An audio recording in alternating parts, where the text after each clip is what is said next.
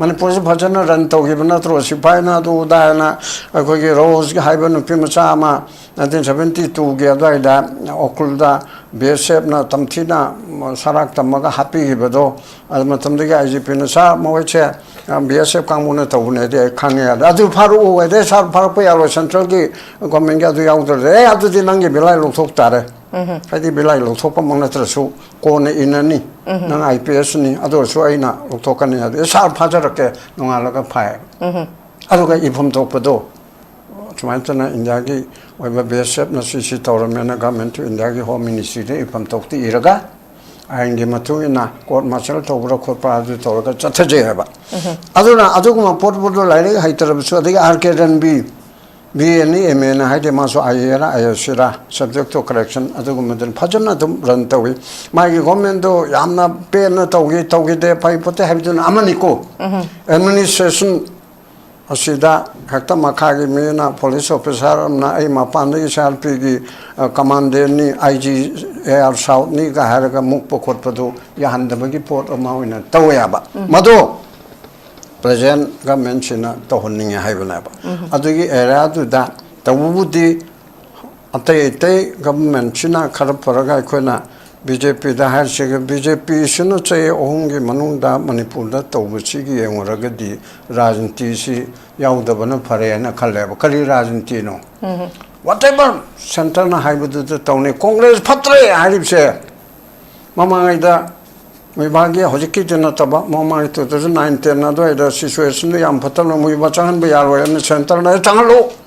hairim ne ko prana mukherjee na chidambaram na de anthony na defense home finance mantri chaubo hum china special aircraft tharaga hairim ne ba ado mayam chine yaro ye haibedi gi sa ai prajana yadre hedana thangal na tiken rejit na moi manga hakki bi gi type to asi to ya ba Madugi bo bigi Congress ki fattaba hat panatan upay leite ga haiba 10% ga mayamam le chumi but hairi bihiram adu khakna chingkhal leba then the sabira lo thokpa yaro ante impal degi phawdi lo thokani in 2004 da natra isu mayam lakpa degi lo thoi center ni yaning de adu dum tawya sigumba pot na se masi BJP gi matamdana ai China marum mapang biren gi matamde hauna han matam do parami then second tam lakpa 22 degi di 23 ga chang paside di agi dictator chat khare aduna ai khoi se ai mini ai gi tobon tokpde sibawni sa CDI tokjage loan order se tokje ai ngamdra kandana 355 toraga sipai pibira o adege atope area amada list 1 gi entry 2 eda sipai thabira o I Sakata Matang Harapang, she hired them, Hainerini, Central Sipai number, but unified command 2004, the same era. I'm Tongan political will, Adumba, my Amon Tongan structural Apunamana, Miki Makapona, Bonatamina, Sedangauta, Madubu, coordinate, Tonaba, unified command. I don't Manipur Sarkar Makok Minister na, Minister Haktan, or don't have a home pipe by the Buddha quality, Minister na, unified command Toraga, which you had it seko. Asi Toraga, Ada Mogi Mara labor, Aranba Tomokopa, then the work for what him at the center of the but here in the state of Manipur, central process, ma'am, say, Masisi Minister control, say, Sharatna, concern, so I had to man, going on 57 mountain division, oh, Mr. So and so. Honorable Minister desire Nang Chakla some time some clap Kamal Babu Mangi Budo, comment of no corporate sita Katayadra. Mashikaratuna, young number to view. The gay Kanoge, strong low biggie, Toribe, not only for Kamanu the Harry bomb kappa, the other para for but one thing, no, there's no one thing I did for Harshini. Kokai, the Nakada, Tohuni, Havanida, Adu Todabanina, Saibana Harido. Aquena Pamba, model to Tadre, Rajaniti, Kanglon se, Laipak Nak se, must see any party in Paraga Rabadu da. How's it say? Must see center na control si Tomungi dana. I could say Karim Tobungam Jadaba, Puppet Government Haidi hiding the bunny. Important Oiba, as Karim Tangam Jadraba. Sasungi Mongam the labor say Koyam Nungaite, I don't know, I see Mokti Hector Towna Po, Hector Tobio, operation to yaro yazuma manipur thugaina to ba terrorist act to Narendra Modi ni yarim natro zero tolerance hek terrorist haibu punamak se sino da hanta hangel am hole hello haibana ba madu hekti illu ne atopana ta ba adu torbu de koi punamak na support to gune ba Pabung hari ba statement si Pabung this is not the first time hanna wahai warol khajik thaina ragasu manadragasu statement singi nunggi oiba warol di chamana ba kano si Pabung tattana dumak thamme adu iba targadi Pabung masida lakchani basi khoigi as a manipuri chief minister ama oina lairiba thoiba conflict sigi waroisil purak pangamdriba aduga Furup Masen Nungainadanaba Singchep Thajanba elements yaure haiba gi Thajaba Chingnaba Lairagadi as a chief minister amoina mahaki makuta di power se dum lairibani adu ibatargadi pawung hauzik phauba dum chin the statement oina thamaga kana no chenari basi haibaje thigat laga pharaga makhoibu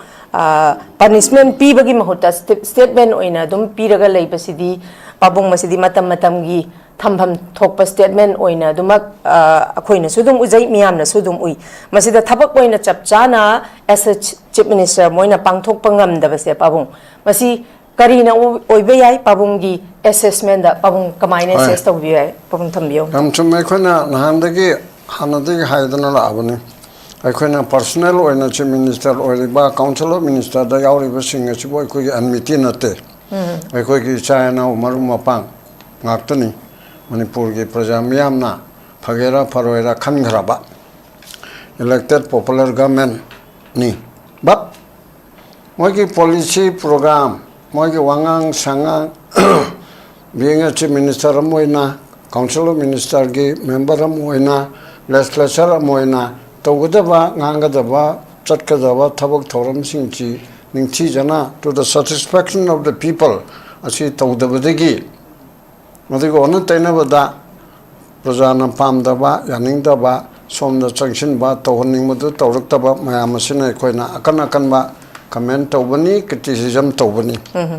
haribu punamaga sa moibu phamningbagi ni haibisa hamnada thamba hoje lairang asigi topic Furup Masen Nungainadanaba Singchep Thajanba Yowrabara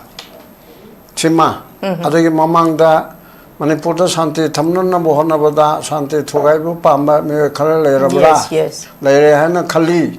haibugumba then kalimma kanda asini ne humni gi mamanga chwaida aina landragadi my government manipur government is a abnormal government haiba sikamai torna hairu ribja no my government cha angau bane aduna Matabudi mana atu or a moy.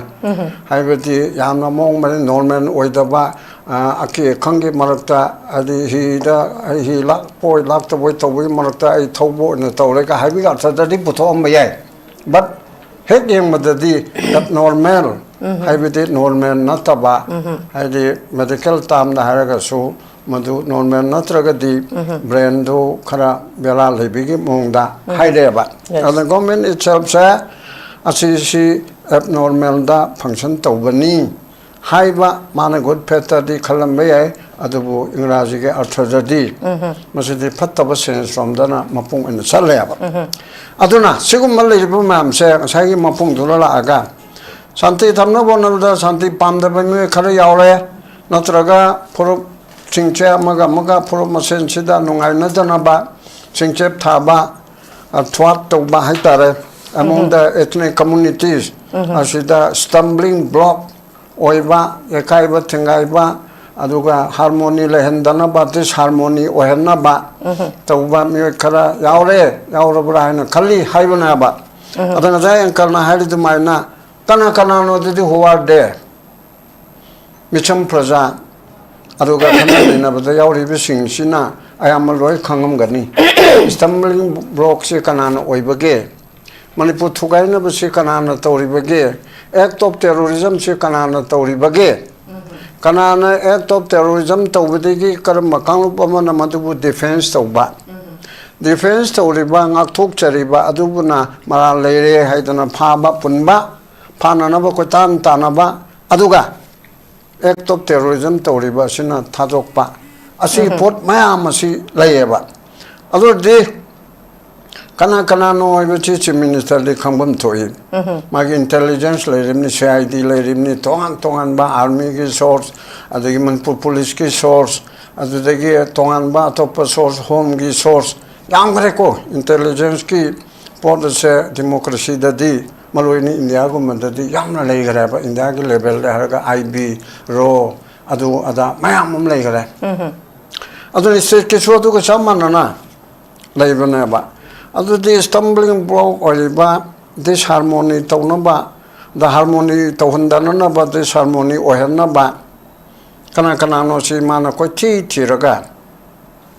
Mother intelligence report Lorga sumba count take lere, count organa. Another individual da summa tom the heritage oire, another civil society to organa, summa si oire.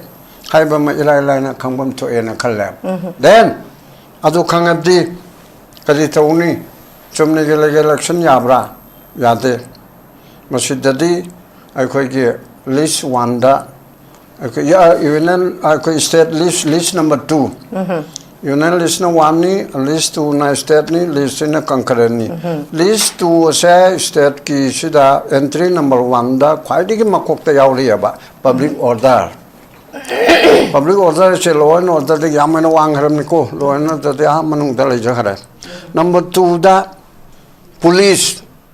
haibam yaure anisa state ki sovereign authority ki makha da lai gadam ne ba sanna tum pijaram ni ko aina lai gadam ne har se yaro lai gadam ne har se yaro masi tum pijarab ni government na makarmaina governance to godage haibase part 4 of the constitution da ita tatan hailipse amukso haining directive principle of state policy haibase welfare state ama oinana ba state government gi machidi law maktenate advisory ni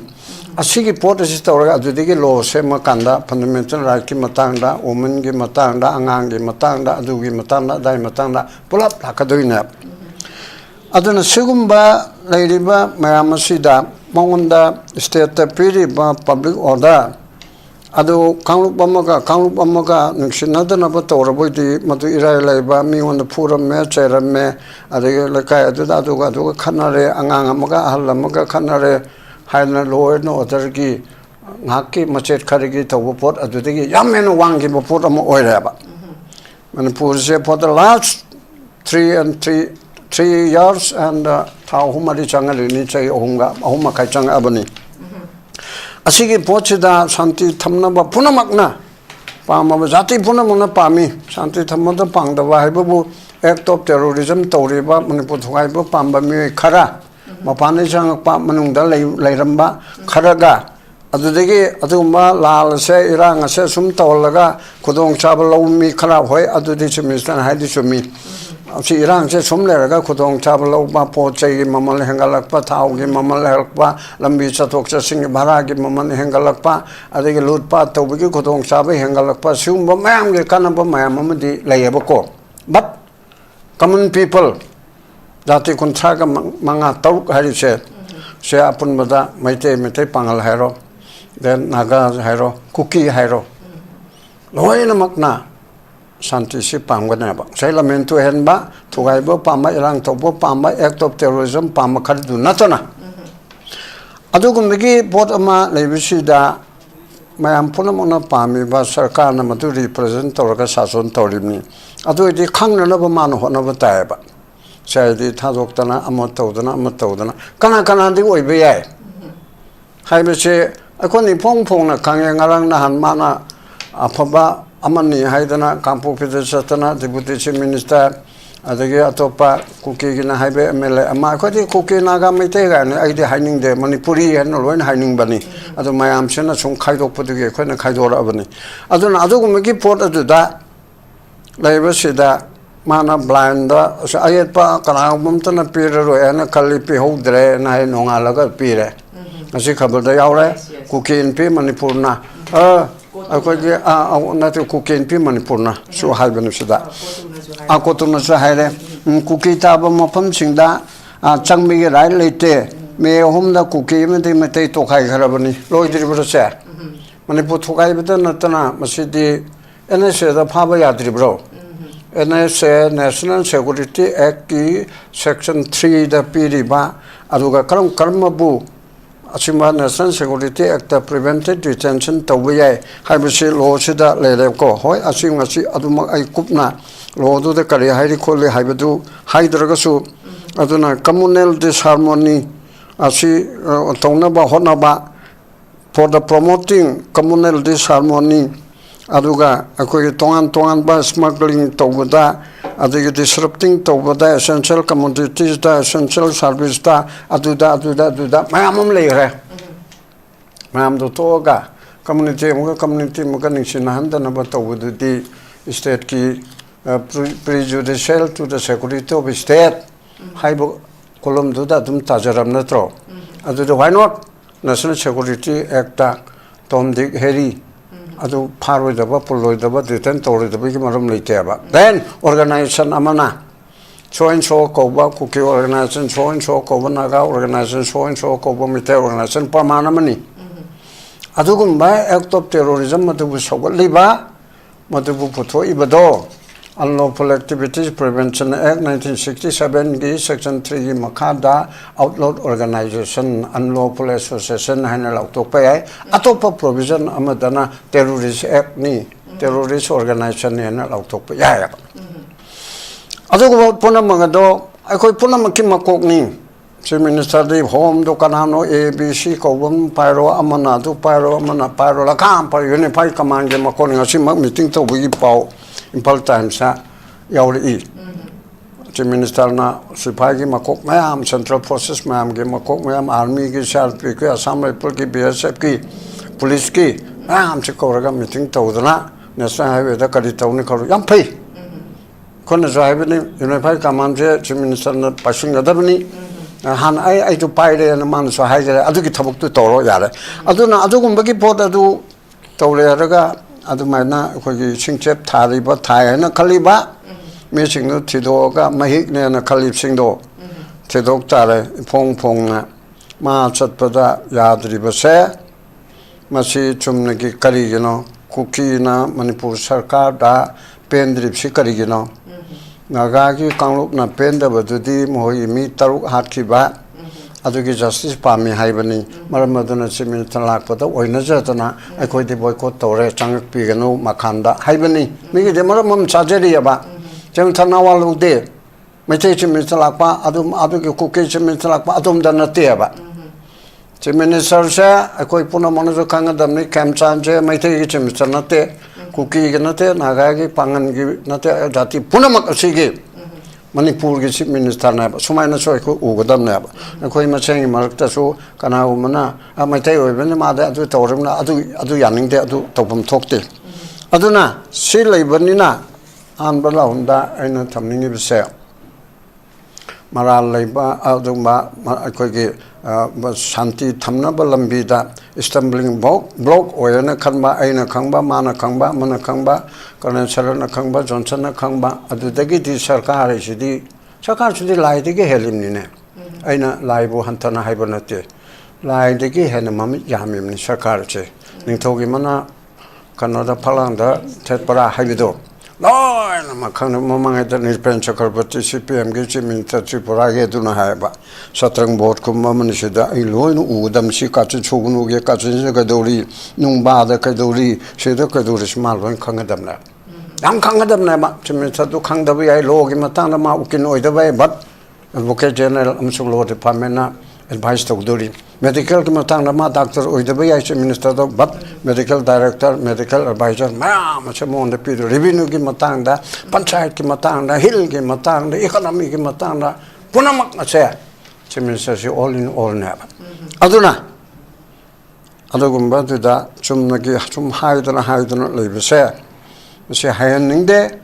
akhoi ma chum mateng pangni amatang ga haiga si haraga han bigelo sinjarage akhoi na BJP ki mako khangde ani spokesperson khangde kana gumbana akhoi ki Chief Minister na tawjari ba asida manipur kannaba tawjari sir mateng pangbiyu ai ngarang atopum from the Johnson ne aina atopum ne tawe koi haiba pangagi we are ready to help the government pangna bu photo hairo kadito haige ꯑꯩꯈꯣꯏ ꯗꯤꯃꯥꯄꯨꯔ ꯆꯠꯂꯣ ꯍꯥꯏꯕ꯭ꯔꯥ ꯒꯨꯋꯥꯍꯥꯇꯤ ꯆꯠꯂꯣ ꯍꯥꯏꯕ꯭ꯔꯥ prime minister ꯎꯅꯔꯨ ꯍꯥꯏꯕ꯭ꯔꯥ chief ꯃꯤꯅꯤꯁꯇꯔꯅ ꯅꯠꯇ꯭ꯔꯒ ꯀꯔꯤ ꯄꯣꯠ ꯊꯥꯡꯉꯨꯒꯦ ꯅꯠꯇ꯭ꯔꯒ ꯑꯩꯈꯣꯏꯒꯤ ꯌꯥꯝ ꯁꯣꯟꯖꯈ꯭ꯔꯕ ꯅꯣꯂꯦꯖꯁꯤꯗꯒꯤ ꯀꯔꯤꯒꯨꯝꯕ ꯋꯥꯈꯜ ꯑꯃ ꯄꯤꯌꯨ ꯍꯥꯏꯕ꯭ꯔꯥ ꯅꯠꯇ꯭ꯔꯒ ꯀꯨꯀꯤ ꯂꯤꯗꯔ ꯑꯃ ꯎꯅꯔꯨ ꯆꯣ ꯍꯥꯏꯕ꯭ꯔꯥ ꯅꯥꯒꯥ ꯎꯅꯔꯨ ꯆꯣ ꯍꯥꯏꯕ꯭ꯔꯥ ꯋꯤ ꯑꯥꯔ ꯔꯦꯗꯤ ꯑꯣꯐꯔ ꯇꯧꯗ꯭ꯔꯤꯉꯩꯗ ꯇꯧꯔꯦ ꯑꯝꯇ ꯇꯧꯒꯗꯕ ꯄꯣꯠꯇꯨꯗꯤ ꯍꯥꯏꯔꯛꯑꯣꯕ ꯆꯨꯝꯅꯒꯤ ꯃꯇꯦꯡ ꯄꯥꯡꯉꯨ ꯑꯗꯨ ꯄꯥꯡꯒꯦꯅꯦ ꯍꯧꯖꯤꯛꯁꯨ ꯍꯥꯏꯒꯦ ꯁꯔꯠꯁꯨ ꯌꯥꯅꯤ ꯖꯣꯟꯁꯟꯁꯨ ꯌꯥꯅꯤ ꯄꯥꯡꯒꯦꯕ ꯄꯥꯡꯒꯗꯕ ꯄꯣꯠꯇꯨ ꯁꯤꯃꯇꯪ ꯄꯨꯕꯤꯔꯛꯎ ꯍꯥꯏꯌꯣꯅꯤꯗ ꯑꯗꯨ ꯍꯥꯏꯗ꯭ꯔꯤꯑꯕ ꯑꯗꯨꯅ ꯃꯗꯨ ꯍꯥꯏꯍꯟꯅꯤꯡꯉꯤ ꯑꯗꯨꯅ ꯄꯪꯍꯥꯏ ꯍꯥꯏꯕꯁꯨ ꯆꯨꯝꯗꯦ ꯍꯔ ꯘꯔ ꯀꯔꯤꯕ ꯇꯤꯔꯪꯒꯥ ꯍꯥꯏꯅ ꯇꯧꯔꯤꯕꯁꯦ ꯑꯩꯈꯣꯏꯅ ꯃꯥꯌꯣꯛꯇ ꯂꯩꯕ ꯅꯠꯇꯦ ꯑꯩꯈꯣꯏ ꯇꯧꯕ ꯌꯥꯏ ꯅꯦꯁꯅꯦꯜ ꯐ꯭ꯂꯦꯒꯅꯤ ꯏꯀꯥꯏ ꯈꯨꯝꯅꯕ ꯎꯠꯀꯅꯤ ꯕꯠ ꯃꯅꯤꯄꯨꯔꯒꯤ ꯁꯤꯆꯨꯋꯦꯁꯟꯁꯤꯗꯗꯤ ꯌꯨꯝ 9,900ꯗꯤ ꯌꯥꯝꯗ꯭ꯔꯕꯗꯀꯣ ꯁꯕꯖꯦꯛ ꯇꯨ ꯀꯔꯦꯛꯁꯟ ꯑꯁꯤꯗꯗꯤ ꯍꯔ ꯘꯔ ꯇꯤꯔꯪꯒꯥꯗꯨ ꯌꯧꯔꯣꯏꯗꯧꯔꯤꯕꯅꯦꯕ ꯑꯗꯨꯅ ꯏꯟꯗꯤꯌꯥ ꯄꯨꯝꯅꯃꯛꯀꯤ ꯑꯣꯏꯅ ꯇꯧꯔꯕꯁꯨ ꯃꯅꯤꯄꯨꯔꯗꯗꯤ ꯌꯨꯝ ꯃꯗꯨ ꯃꯄꯨꯡ ꯐꯥꯅ ꯂꯩꯇꯕꯗꯗꯤ ꯀꯔꯝꯍꯥꯏꯅ ꯍꯔ ꯘꯔ ꯇꯤꯔꯪꯒꯥꯗꯨ ꯇꯧꯗꯣꯏꯅꯣ ꯑꯗꯨꯅ ꯃꯗꯨ ꯃꯅꯤꯄꯨꯔꯗꯗꯤ ꯈꯤꯇꯪ ꯆꯨꯅꯕ ꯋꯥꯠꯂꯤ ꯍꯥꯏꯅ ꯁꯨꯃꯥꯏꯅ ꯊꯝꯒꯦ ꯍꯧꯖꯤꯛꯁꯤ ꯑꯗꯨꯃꯛ ꯑꯩꯈꯣꯏꯅ ꯌꯦꯡꯖꯕꯗꯁꯨ ꯃꯤꯌꯥꯝꯅꯁꯨ ꯑꯗꯨꯝ ꯈꯪꯉꯤ ꯄꯣꯄꯨꯂꯔ ꯒꯚꯔꯟꯃꯦꯟꯠ ꯑꯃ ꯂꯥꯛꯄꯗꯒꯤ ꯃꯤꯌꯥꯝꯅ ꯑꯦꯛꯁꯄꯦꯛ ꯇꯧꯕꯗꯨꯗꯤ ꯄꯥꯕꯨꯡ ꯐꯪꯗꯦ ꯑꯍꯥꯟꯕ ꯍꯦꯛ ꯍꯧꯔꯛꯄꯗ ꯂꯝꯕꯤ ꯁꯦꯝꯃꯦꯅ ꯍꯥꯏꯔꯦ ꯁꯦꯝꯕ ꯂꯝꯕꯤꯗꯣ ꯄꯥꯕꯨꯡ ꯑꯩꯈꯣꯏ ꯍꯧꯖꯤꯛ ꯑꯗꯨꯝ ꯌꯦꯡꯁꯤ ꯁ꯭ꯋꯥꯏꯒꯤ ꯄꯦꯂꯦꯁ ꯀꯝꯄꯥꯎꯟꯁꯤꯒꯤ ꯃꯃꯥꯡꯗꯒ ꯇꯍꯧꯔꯤꯕ ꯃꯌꯥꯝ ꯃꯌꯥꯏ ꯂꯝꯕꯤꯗ ꯀꯔꯥꯏꯗꯅꯣ ꯁꯦꯝꯃꯤꯕ ꯂꯝꯕꯤꯗꯨꯁꯨ ꯀ꯭ꯋꯥꯂꯤꯇꯤ ꯃꯦꯟꯇꯦꯟ ꯇꯧꯗꯦ ꯂꯣꯏꯔꯦ ꯑꯗꯨꯝ within few months ida dum loire adu da natana hairiba khoi popular government hek lakpadagi santi gi khongchat ne hadana jiri chatle adagi di kangpokpi chatle madugi matungda unwanted akhoi gi series of unwanted incidents thokrabane ba pabung madugi mamangda thokdri ma laktngai mamangda khoi gi jiri gi heinous crime yam barbaric oiba ama adudagi akhoi tronglao bigi aduga akhoi gi langmai ichilena taruk matup ka aga hat pase atopasu mayam rishikanta kari kara dagi somda church leader aduda mayam leire ba babu si mayam se enaya da sinare haye dobu chap chaba mahaki lengak se hek palak padagi concrete oiba action ama concrete oiba development ama miyam na pamba chap chaba sini haiba mara leibado sini haba se ngasibo puthok pangamdadana lengak na leibase babung hangba yaba wahang se kain ha kanda who is afraid of whom haba wahang am khakla I ba babung kari kamain thamini hojike se lepa kanam na ngakani aina di ta na toina haiba hojiki political system sida ha BJP nam paiba Congress nam paiba aduna secondary bu thamone kana mana sason to guni haiba ma khangba ma changya ba legislature executive judiciary mari subudana press hareko press to ngak thamo institution ahum laibasida legislature to thamo executive che lari haiba ngak ta oi IAS IPS MCS MPS adagi karani mo itar bodu graduate ki mathak ta lai that means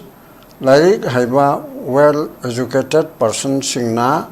clerical government si run tawi bureaucracy adu babuda training tawi IAS pass tawraga loiraga hector secretary pide makhada SDO da gawi adu MC kanu IPS phangaga hector DSP ona hote inspector kanu OC gi level dagi hawi that means chahi ama professional leader then ani chuba judiciary no namak lai hagadamni law graduate oigadamni yamdrabada ukil mayam adusu ukil he warapaga ma keseta lepe ade training under the senar migi makhada hoiti all india bar ki parkha bo thare ukil to oibe ade LLB pass tawraga adum ba mayam dige mulukte ki chai asu kilo araba tu tawra ga magistrate adige judges adige then high court judges mayam si ukil degi khandorini mado khallaba kanda mu judge oire haraga judge macha am oire haraga judge achobami ki makada grade 3 grade 2 asoi kanda district judge mi makada thamanga taruk train tawi then district judge oire bawda phopal da karida thamagi thamigi chali haibadi matik saraba MJS oiraba LLB oiraba judiciary da leibase well qualified oiraba bawda train tawba machangya aduna executive ka judiciary sina qualified oibi matak ta train tawi then suba ahan bagi akan Yosebi mokong ohum ya ahan bori legislature asada kadora training de la aduna legislature in lakatu chekalai deno political party diki political party adudi qualification am lebra manipur BJP Congress MPP adu da ama yaurage haibesida karile kaim le chai time ban chugodamni adai the Indian citizen oigadabani bas regional party ki member oibi yare mandal committee ge adu da puba yare then bole ke hardi chai kon manga chugodamni assembly lab ke hardi parliament lab ke hardi aduga upper house ke organ ne kontrama adu da mamle ko atopo qualification di laite Indian citizen oigadabani party mandi lebo kadamni natragana independent organa amani ojareko qualification am ta laitre education qualification laitre experience ki qualification laitre karimum ta laitre cham cha yolam sai mi lising amana support tori ai le padikani edna miam duna thagalaga lari haitaba mayam duna thagalapada ma MLA oidoina adubu constitution ki debate torpada akhoi Ambedkar na chairman oidana constitution drafting committee torpada assembly ki parliament ki karkadoba singchide lari haiba akhangba mam tausi haidana pukhana rapadi ki alamana maminde kaula ye leba kari article 14 of the constitution of India akoina same ibsida mega chamana gadamne right to equality na hairaga